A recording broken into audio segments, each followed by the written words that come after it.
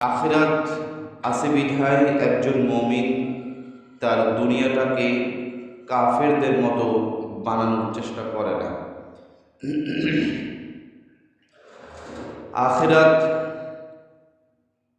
বাস্তবিকভাবে একজন মুসলমানের সফলতা অর্জন করা,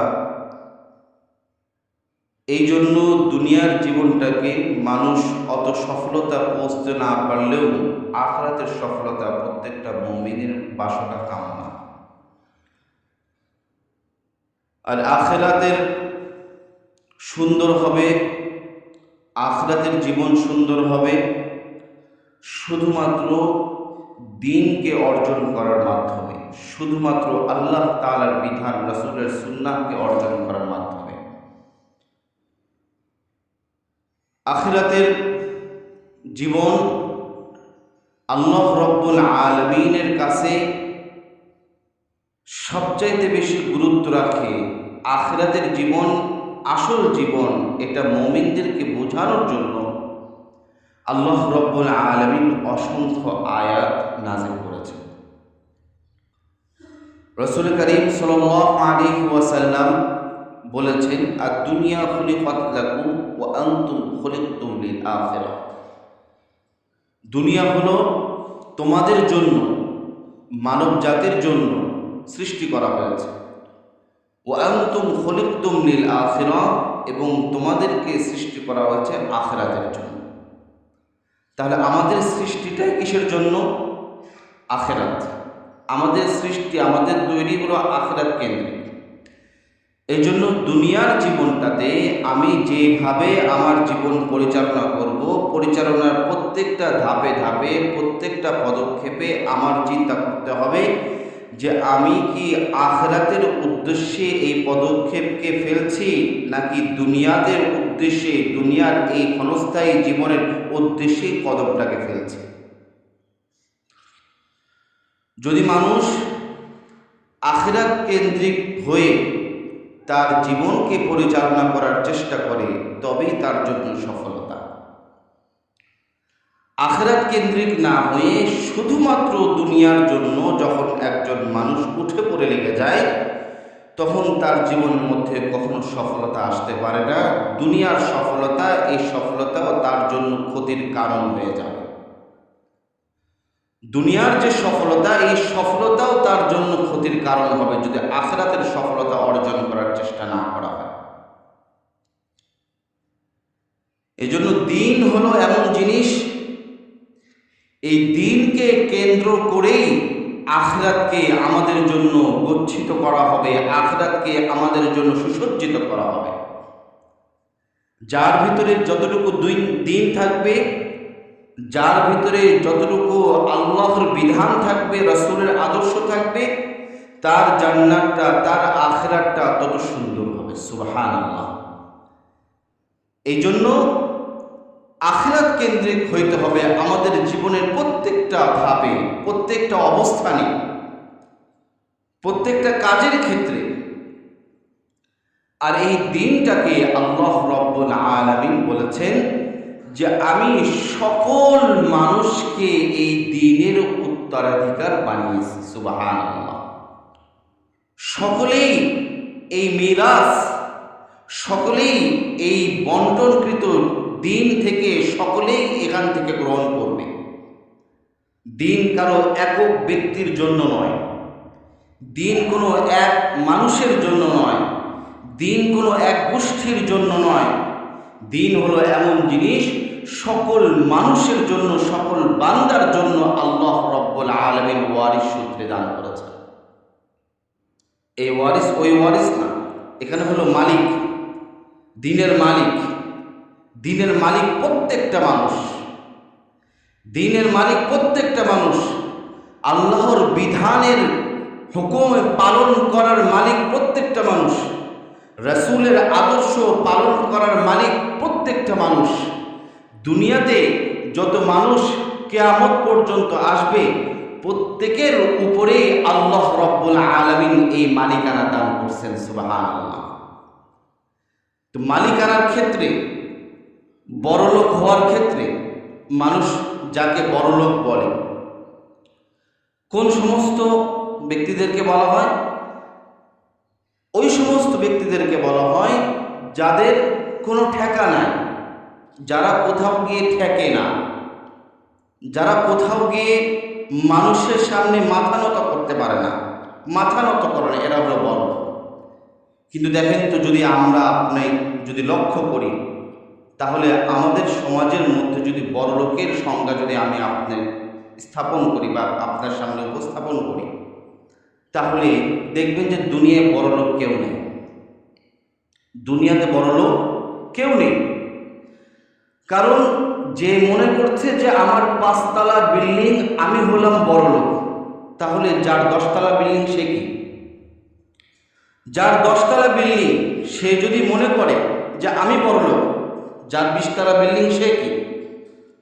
যার 20 তলা বিল্ডিং সে যদি মনে করে যে আমি বড়লোক, তাহলে ঢাকা শহরে যার 4-5টা সুপার মার্কেট আছে সে কি? যার ঢাকা শহরে সুপার মার্কেট আছে এবং গুলশানে বাড়িঘর আছে, সে যদি নিজেকে বড় পণ্ডিত মনে করে, বড় লোক মনে করে, তাহলে দুবাইয়ে যার ঘর বাড়ি আছে তার অবস্থা কি? দুনিয়াতে দেখবেন কোনো মানুষ কিন্তু কি নয়, বড় লোক নয়। এই জন্য আল্লাহ রাব্বুল আলামিন স্পষ্ট ভাষায় বলেছেন, ওয়াল্লাহুল গনি ওয়াল্লাহুল গনি ওয়া আনতুমুল ফুকারা। হে বান্দা, শুনে রাখো, ধনী একমাত্র হলাম আমি আল্লাহ। কে একমাত্র ধনী? কে? আল্লাহ। আর তোমরা সবাই ফকির, তোমরা সবাই ফকির, তোমরা সবাই কারো না কারো মুখাপেক্ষী। কৃষক যদি ধান চাল সুন্দরভাবে মাড়াই না করে, যদি খাবার উপযুক্ত না করে, বাজারে যদি গুদামজাত না করে, বাজারে যদি বিক্রি না করে, তাহলে বড় লোকের সাধ্য আছে ওখান থেকে খাবার গ্রহণ করা? কি বলে, সাধ্য আছে? নাই। আবার কৃষক যদি শুধু মাড়াই করে গুদামজাত করছে, কেনার লোক নাই, তাহলে কৃষকের কি অবস্থা হবে? তাহলে উভয় দিক থেকে দেখবো যে দুনিয়ায় একজন আরেকজনের মুখাপেক্ষী। একজন আরেকজনের মুখাপেক্ষী যখন হয়, তখন তো বাস্তবিক পক্ষে কেউ বড়লোক হয় না। বড়লোক তাহলে কে? যিনি কারো মুখাপেক্ষী নন, তিনি কে? যিনি কারো মুখাপেক্ষী নন, তিনি কে? আল্লাহ। আর মানব জাতি সকলেই কারো না কারো মুখাপেক্ষী, কারো না কারো মুখাপেক্ষী, কারো না কারো পকেটের দিকে তার চোখ থাকবে। যে চাকরি করে সে ক্লায়েন্টের দিকে তার চোখ থাকবে, যে ব্যবসা করে সে তার কাস্টমারের দিকে, তার কাস্টমারের পকেটের দিকে তার চোখ থাকবে, যে ডাক্তার সে রোগীর পকেটের দিকে তার চোখ থাকবে, যে ইঞ্জিনিয়ার সে কোনো একটা তার হাতে যখন কাজ আসবে সেই কাজওয়ালার দিকে তার কি থাকবে? পকেটের দিকে তার চোখ থাকবে। এই জন্য দুনিয়ায় সকলে যেহেতু একজন আরেকজনের মুখাপেক্ষী, এই জন্য দুনিয়ায় কেউ কখনো বড়লোক হতে পারে না। দুনিয়ায় সকলে হলো গরিব, সকলেই মুখাপেক্ষী, সকলেই আল্লাহ রাব্বুল আলামিনের সামনে ফকির। কিন্তু আল্লাহ রাব্বুল আলামিন এমন জিনিসের মালিক আমাদেরকে বানিয়ে দিয়েছেন, এমন জিনিসের মালিক আল্লাহ রাব্বুল আলামিন আমাদেরকে বানিয়ে দিয়েছেন, যেটা যে কোনো মানুষ গ্রহণ করবে, চাই সে রিক্সা চালক হোক, চাই সে যে কোনো ধরনের মানুষ হোক না কেন, চাই নিম্ন শ্রেণীর মানুষ হোক না কেন। মুসলমান যদিও বা কোনো শ্রেণীর মধ্যে বিভক্ত হতে পারে না, মুসলমানের একজন গরিব মানুষ, সাদা মাঠা মানুষ, সে দিন এনে দিন খায়, অথবা দিনের এক বেলা সে খাবার খায়, বা একদিন সে খাইতেও পারে না, আরেকদিন সে খায়, একদিন না খেয়ে থাকে, তারপরেও সে নিম্ন শ্রেণীর না। কারণ আল্লাহ রাব্বুল আলামিন বড়লোক হওয়ার জন্য তাকে যে জিনিসটা দান করেছে সেটা হলো দিন। বড়লোক হওয়ার জন্য তাকে যে জিনিসটার মালিক আল্লাহ রাব্বুল আলামিন বানায় দিয়েছে সেটা হলো শুধুমাত্র দিন। আর এই দিন যখন কোনো মানুষ গ্রহণ করে, ছোট থেকে বড়, ছোট থেকে বড়, আদনা থেকে আলা, যত কিসিমের মানুষ আছে, যে ব্যক্তি এই দিনটাকে গ্রহণ করে, আল্লাহ রাব্বুল আলামিন তাকে দুনিয়ার সবচাইতে বড় মালিক বানায় দেয়। সুবহানাল্লাহ। বলুন তো, কোরআনের সামনে কোরআনের মালিক যে হয়ে যায়, কোরআন যার সিনার ভিতরে এসে যায়, তার চাইতে বড় লোক কি আর কেউ আছে নাকি? আপনারা কি মনে করতেছেন আছে নাকি? নাই। যুক্তি দিবেন, হয়তো অনেক বিষয়ে যুক্তি দিবেন, কিন্তু যুক্তি সর্বশেষ এসে আপনাকে এই কথা মানতে বাধ্য হতে হবে। যদি মুমিন হয়ে থাকেন তাহলে বলতে হবে যে আল্লাহ রাব্বুল আলামিনের কালাম হলো সবচাইতে উপরে, আর সবচাইতে উপরে যে জিনিস, সেই জিনিসটাকে যে গ্রহণ করেছে, সেই জিনিসটাকে যার অন্তরের ভিতরে সে বদ্ধমূল করেছে, যে জিনিসটাকে হয়তো বা সে অন্তরের ভিতরে গচ্ছিত রাখতে পারে নাই, তার কাজে কর্মে সে প্রকাশ করছে, আল্লাহ তাআলার বিধানকে সে সমুন্নত করার জন্য চেষ্টা করছে, আল্লাহ রাব্বুল আলামিনের দ্বীনকে পুরো জমিনের মধ্যে ছড়ানোর জন্য সে প্রচেষ্টা করছে, নিজের ঘাম ঝরাচ্ছে, নিজের রক্তকে ঝরাচ্ছে, আল্লাহ রাব্বুল আলামিন ওই ব্যক্তিকে দুনিয়ার মধ্যে সবচেয়ে বড় মালিক বানায় দিয়েছে। সুবহানাল্লাহ।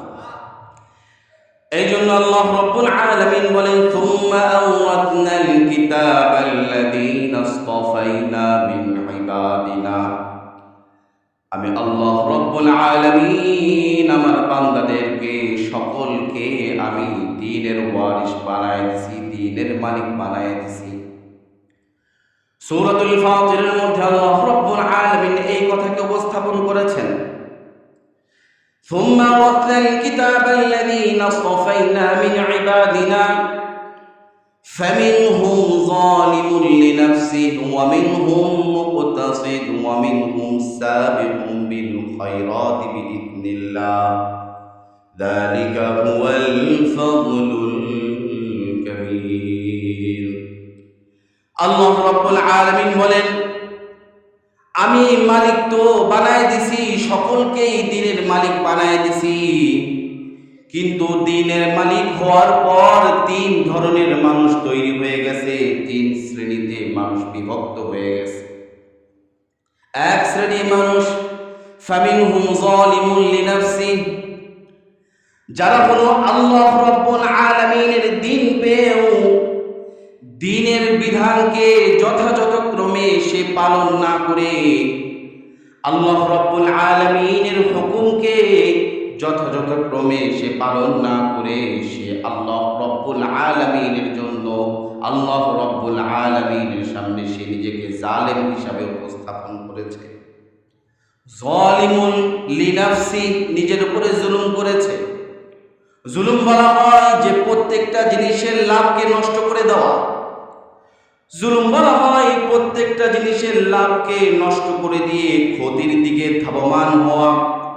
যেমন একজন মানুষের উপরে যেমন ফরজ নামাজ আছে, নামাজ তার উপর ফরজ হয়ে আছে, সে যদি ফরজ নামাজ আদায় না করে তাহলে সে ওই নামাজের যে ফায়দা, নামাজের যে লাভ, সেই লাভ থেকে সে নষ্ট করে ফেলল, এবং ওই নামাজ না পড়ার যে ক্ষতি, সেই ক্ষতির দিকে সে ধাবমান হয়ে গেল। বুঝতে পারছেন কথা? জুলুম বলা হয় যে কোনো জিনিসের লাভকে নষ্ট করে দেওয়া আর ক্ষতির দিকে ধাবিত হওয়া। নামাজ পড়ল না, তো নামাজ না পড়ার কারণে নামাজের যে লাভ, সেই লাভ থেকে বঞ্চিত হয়ে গেল। আবার নামাজ না পড়ার যে ক্ষতি, সেই ক্ষতির দিকে সে ধাবমান হয়ে গেল। রোজা একটা বিধান, সেই বিধানটাকে সে পালন করল না, পালন না করার কারণে রোজা পালন না করার যে লাভ ছিল সেই লাভ থেকে বঞ্চিত, আর পালন না করার কারণে আল্লাহ রাব্বুল আলামিনের পক্ষ থেকে যে ওয়াইদ আছে, যে ধমক আছে, যে শাস্তি আছে, সে শাস্তির মোকাবেলা করবে, সে শাস্তির দিকে ধাবমান হবে। এই জন্য জুলুম বলা হয় যে প্রত্যেকটা জিনিসের লাভকে নষ্ট করে দেওয়া আর তার যে ক্ষতি, সেই ক্ষতির দিকে সে অগ্রসর হওয়া। এই জন্য যখন কোনো মানুষের উপর জুলুম করে, সেই মানুষের উপকার করার যে লাভটা ছিল সেই লাভ থেকে বঞ্চিত হয়েছে, আর জুলুম করার যে ক্ষতি তার হয়েছে, ওই ব্যক্তিটার যে ক্ষতি হয়েছে, এই ক্ষতির সম্পূর্ণ দায়ভার ওই ব্যক্তির মাথার উপরে চলে আসে। বুঝে আসছে কথা? ফামিনহুম যালিমুন লিনাফসি, আল্লাহ রাব্বুল আলামিন বলতেছে যে আমি যে দ্বীনের ওয়ারিস বানায় দিলাম, আমি যে আল্লাহ রাব্বুল আলামিন তোমাদেরকে দ্বীনের ওয়ারিস বানাইছি, বানানোর পরে মানুষ তিন ভাগে ভাগ হয়ে গেল। এর মধ্যে প্রধানতম প্রথম সেটা হলো যে নিজের উপরে জুলুম করে, গুনাহ করে জুলুম করে, অন্যায় করে জুলুম করতেছে, মানুষের উপরে অত্যাচার করে জুলুম করতেছে, অন্যায়ভাবে মানুষের সম্পদ আত্মসাৎ করে জুলুম করতেছে। যেই জুলুম যেইভাবেই করুক না কেন, দুনিয়াতে আল্লাহ রাব্বুল আলামিন সেই জুলুমের কিন্তু রিটার্ন দিয়ে দেন। মুফতি আমিনী রহমতুল্লাহ নাম তো শুনছেন মনে হয়, শুনছেন না? অনেক শুনছেন বা শুনেন নাই, যাই হোক, মুফতি আমিনী রহমতুল্লাহ, মুফতি ফজলুল হক আমিনী রহমতুল্লাহ আলাইহি, তিনি একবারে একটা কথা বলেছিলেন, জোর গলায় বলেছিলেন, পত্রিকাতে আসছিল, জুলুম যদি করে থাকো, জুলুম তুমি করেছ, তবে এই কথা শুনে রাখো, জুলুম তুমি যেইভাবে করেছো ঠিক এইভাবেই তোমার উপরে জুলুম ফেরত চলে আসবে, এইভাবেই তোমার উপরে জুলুম ফেরত চলে আসবে। জুলুমের ভয়াবহতা যে কত জিনিস, কত কত মারাত্মক, এটা যদি আমি সামান্য একটা ডেমো আপনাদের সামনে উপস্থাপন করি তাহলে আপনার হতবাক হয়ে যাবে। সামান্য অল্পটুকু, বেশি না, একজন কয়েক বছরের আগের কথা, কোনো কিছুর নাম টাম বলবো না, বুঝে নেবে, বোঝারই সময়। একজন মুফতি ছিলেন, ভালো মানের আলেম ছিলেন, 6-7 বছর আগের কথা। উনাকে কোনো একটা কারণে পুলিশ ধরে নিয়ে গেছে, আটক করে রাখছে। রাখার পরে তার উপরে যেই কেসগুলো আসছিল, তো সেই কেসের মধ্যে অন্যতম একটা কেস ছিল যে অ্যাটেম্পট টু মার্ডার, যদিও এটা সত্য ছিল না, এবং এই সত্য যে ছিল না এটা পত্রপত্রিকাতেও প্রকাশ হয়েছে। কিন্তু তার এলাকা নেতার লোক তো মনে করেন ঝুটা খানেওয়ালা, কি বলেন, নেতার নিচে যারা থাকে এরা কি খায়? ঝুটা খায়, ঝুটা বোঝেন তো নাকি? মাথায় দেয়, এরপরে খায়, বা অর্ধেক খাইছে আর অর্ধেকটা খাচ্ছে, এরকম হলো ঝুটা। আমরা তো এটাকে ঝুটা বলি। আবার এই কথাও বলা যায়, কুকুর, নেতার পিছনে রুটি, তারপরে কি বলার নাম, বিস্কুট ছিঁড়ে দেয়, আর কুকুর ওটাকে খেতে আসে। তো নেতার কিছু কি থাকে? পালিত কুকুর থাকে। এই পালিত কুকুরগুলো ওই মুফতি সাহেবের বাড়ি, খুব গরিব মানুষ ছিলেন, মুফতি সাহেবের বাড়িতে গিয়ে ঘর দরজা যা ছিল ভেঙে ফেলছে, এবং শুধুমাত্র তাদের, খুব গরিব মানুষ ছিল, খাবারের তেমন কোনো কিছু ছিল না তাদের।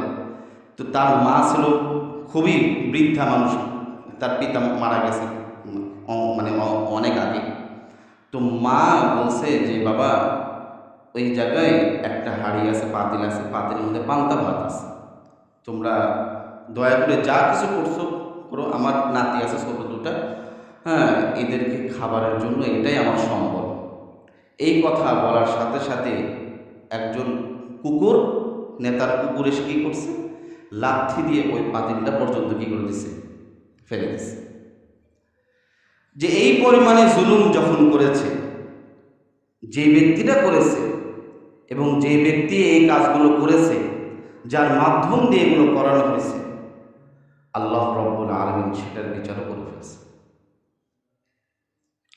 এই জন্য জুলুম যখন মানুষ করে, ওই জুলুমের রিটার্ন যে ফেরত আসবে, ওই জুলুমের রিটার্ন যে হবে, তার উপরে যে আসবে আবার, এটা কিন্তু অবশ্যই এবং নির্ধারিত, তবে সাবধান। জুলুমের আবার বিচার গ্রহণ করতে গিয়ে, তাদের বিচার করতে গিয়ে আপনি মাজলুম যেন আবার জালেম না হয়ে যান। আপনি মাজলুম যদি আবার জালেম হয়ে যান, তাহলে আপনার উপর কিন্তু আবার ফেরত আসবে। এই জন্য আল্লাহ রাব্বুল আলামিন বলতেছেন, ফামিনহুম যালিমুল লিনাফসি, যে মানুষকে দিন দান করছি, দিন দান করার পরে মানুষ যে 3 ভাগে ভাগ হয়ে গেছে, এর মধ্যে 1 নম্বর হলো যে মানুষ ওই দিনটাকে দেওয়ার সত্ত্বেও সে পালন না করে সে নিজের উপরে জুলুম করছে নানানভাবে।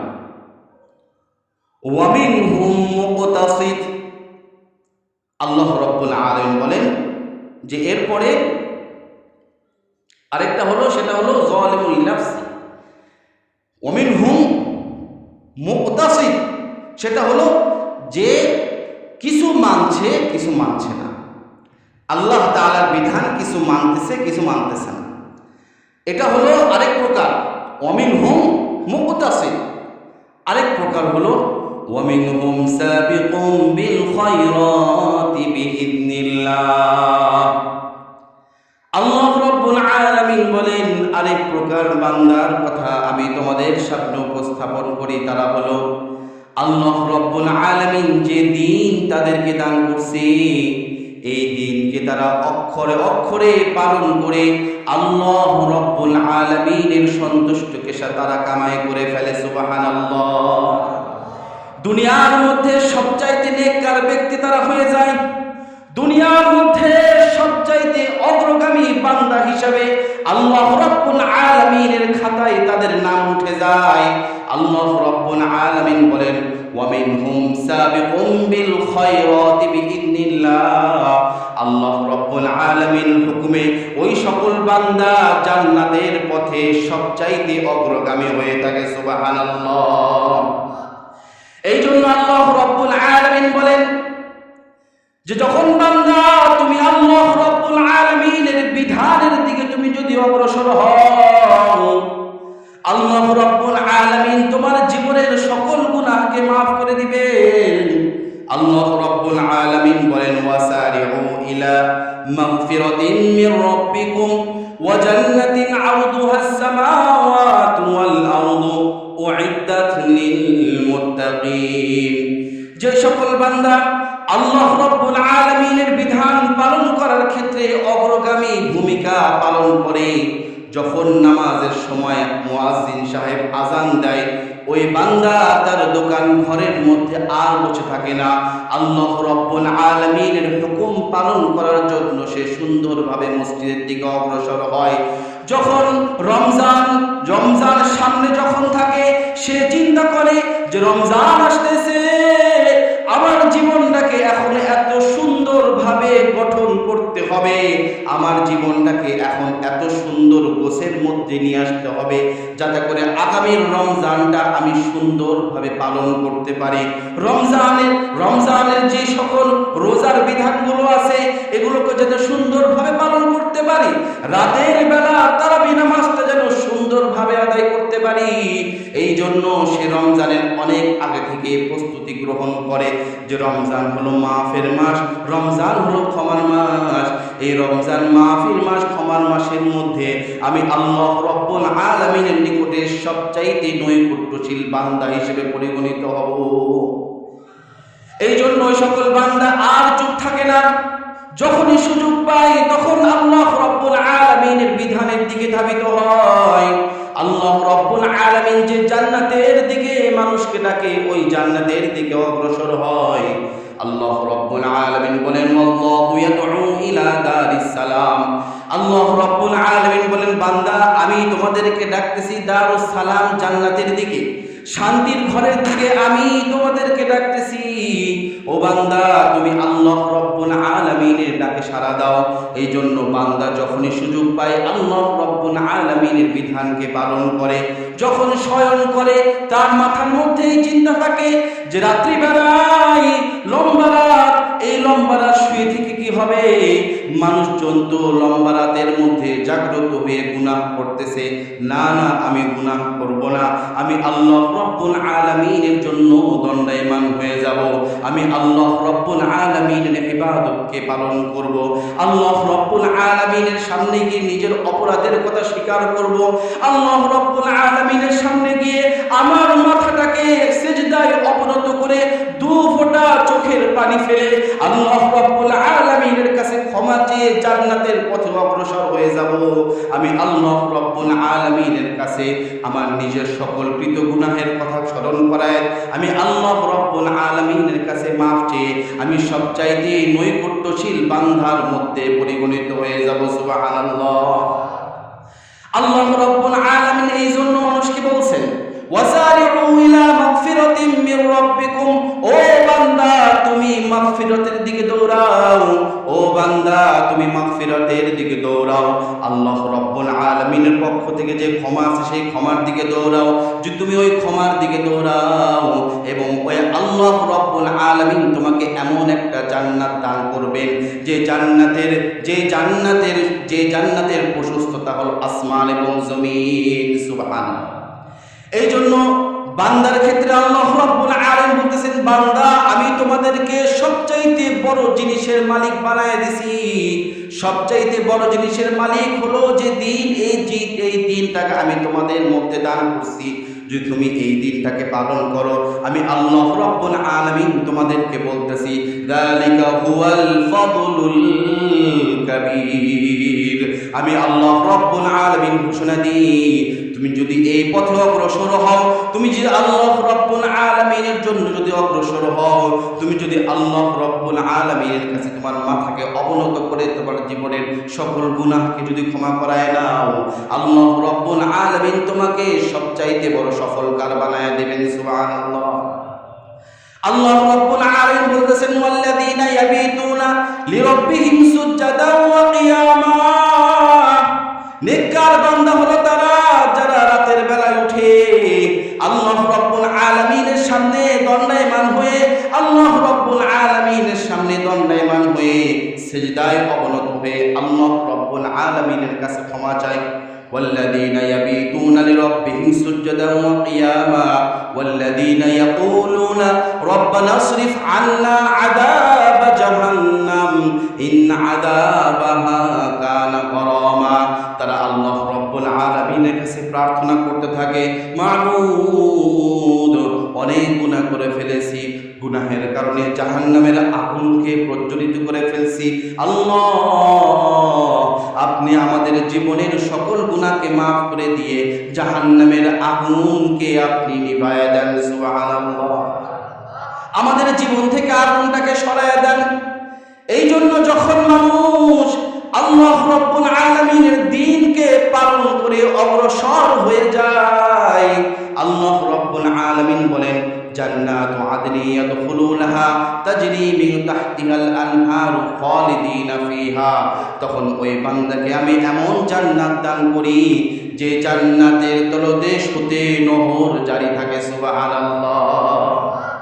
এই জন্য বান্দার জীবনটাকে সুন্দর করতে হবে। যেহেতু সবচাইতে বড় জিনিসের মালিক আল্লাহ রাব্বুল আলামিন আমাকে আপনাদেরকে বানায় দিয়েছেন, যদি মানুষ তার জীবনটাকে সুন্দর করতে চায় তবে সুন্দর করা সম্ভব, আর যদি সুন্দর করতে না চায় তাহলে সুন্দর করা কিন্তু সম্ভব হবে না। এই জন্য রাসূল করিম সাল্লাল্লাহু আলাইহি ওয়াসাল্লাম কে আল্লাহ রাব্বুল আলামিন নিজে দোয়া শিখায় দিয়েছেন, আল্লাহুম্মা গফির ওয়ারহাম ওয়া আনতা খায়রুর রাহিমিন। আল্লাহ রাব্বুল আলামিন রাসূল করিম সাল্লাল্লাহু আলাইহি ওয়াসাল্লামকে এই দোয়া শিখায় দিয়েছেন, আল্লাহুম্মা গফির ওয়ারহাম ওয়া আনতা খায়রুর রাহিমিন। হে আল্লাহ, আপনি আমাকে মাফ করেন এবং আমার উপর রহম করেন, কারণ আপনি হলেন সবচাইতে দয়াশীল। কি বলেন, আল্লাহ তাআলার চাইতে বড় কোনো দয়াশীল আছে নাকি? তাহলে আল্লাহ রাব্বুল আলামিনের দয়া যদি আমি পেয়ে যাই তাহলে এটা আমার জন্য বড় নসিব না? আমার জন্য বড় ভাগ্য না? সৌভাগ্যের বিষয়। কিন্তু রহমতের জায়গা থেকে, রহমের জায়গা থেকে মানুষ সরে গিয়ে বাস্তবিকভাবে আপনি দেখেন আমাদের কোন সেক্টরে আমরা জুলুম ছাড়া আছি, দুনিয়ার জীবনের কোন সেক্টরটা জুলুম ছাড়া আছে, দুনিয়ার জীবনের কোন অবস্থানের ক্ষেত্রে আমি হয়তো নিজের উপর জুলুম করতেছি, পরিবারের উপর জুলুম করতেছি, আত্মীয় স্বজনের উপর জুলুম করতেছি, পাড়া প্রতিবেশীদের উপর জুলুম করতেছি, কারো না কারোর উপরে কি করতেছি, জুলুম করতেছি, কোনো না কোনো ভাবে কি করতেছি, জুলুম করতেছি।